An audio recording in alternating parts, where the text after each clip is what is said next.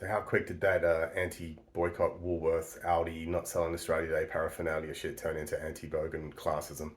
Inner city snobs on their Twitter accounts hating on people for aesthetic reasons because they don't make as much money, because they don't have as much class, or because they live in the outer suburbs and they like to put Australian flags on the back of their cars. Like maybe 2 years ago it was about change the day because it was racist, but now it's just snobbery. Look, this is Australia Day. This is what always happened. I lived through it. In the 90s, your parents would take you down the foreshore and you'd see a wicked sky show like fireworks and you'd listen to freaking Ganga Jang and Ice House and AC/DC and stuff, right? And then when you grew up, your sister'd buy a carton of beer and you take it around your mate's house, you'd all get drunk and you'd sit in a kiddie pool and you'd wear like Australian flag board shorts and the girls would wear Australian flag bikinis and it was so much fun. And no one was getting hurt and it was fine. And we were just having a party. And that's all that ever happened. And then someone decided to judge it. And they looked as hard as they could and they looked left and they looked right. And they finally settled upon, found something, racist. Just give me a minute. The date of 26th of Australia got them. And then a whole bunch of people wanted to change politics. And so then this supposed truth caught fire. And nevertheless, everyone that ever had a barbecue on a certain day got labeled a certain word. And now Australia Day is probably over.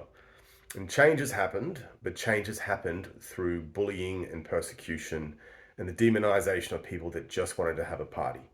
That's what caused the change. We didn't sit down and have a consensus. There wasn't a conversation about it. There were allegations of wrongdoing by people that just wanted to have a bit of fun and blow off a bit of steam and get the kids out of the house and see their friends again after so long being stuck inside trying to stay out of the heat and organize Christmas and the rest of it.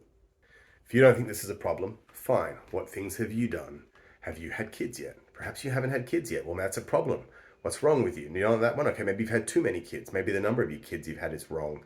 Are you a single parent? Have you not got a father raising your child? Maybe you've got a husband, but maybe you've only had one kid and they're lonely and you're raising one kid by themselves. Don't like kids? How much do you weigh?